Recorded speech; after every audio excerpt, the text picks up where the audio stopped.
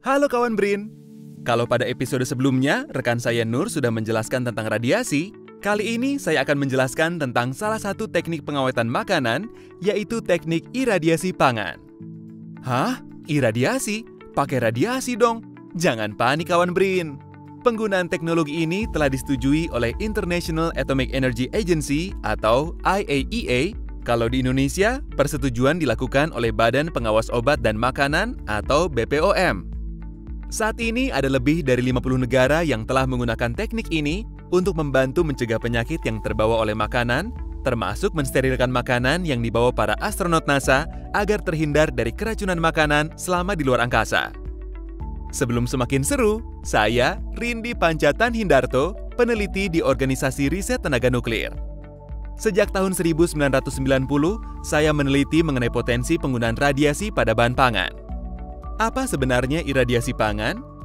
Iradiasi pangan adalah metode penyinaran terhadap pangan, baik dengan menggunakan radiasi pengion yang terukur dan terkontrol pada produk bahan pangan.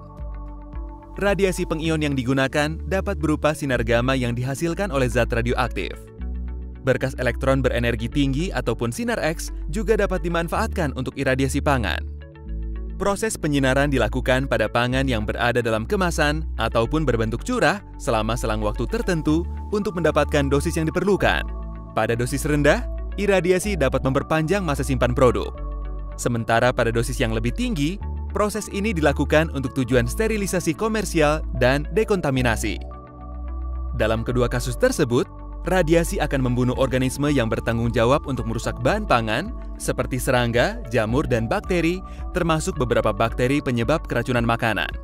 Tetapi ingat, iradiasi pangan tidak ditujukan untuk membunuh virus atau menghilangkan racun dari bahan pangan ya. Iradiasi pangan juga tidak menghilangkan semua bahaya pada produk pangan.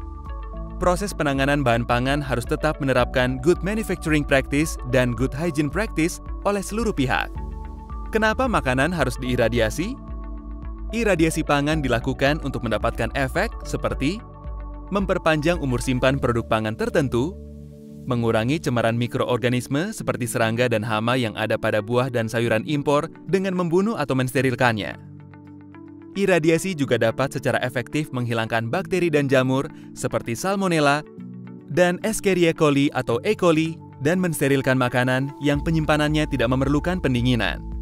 Makanan steril ini juga diperuntukkan bagi pasien dengan sistem kekebalan tubuh yang rendah atau mereka yang sedang menjalani kemoterapi. Oh ya, produk pangan olahan siap saji yang khas Indonesia seperti rendang, pepes ikan, bandeng presto ataupun semur daging juga dapat diiradiasi loh.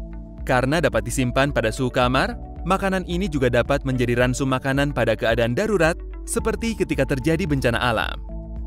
Banyak yang bertanya kepada saya, Mas Rindi, efek sampingnya ada nggak? Kawan Brin tidak perlu khawatir.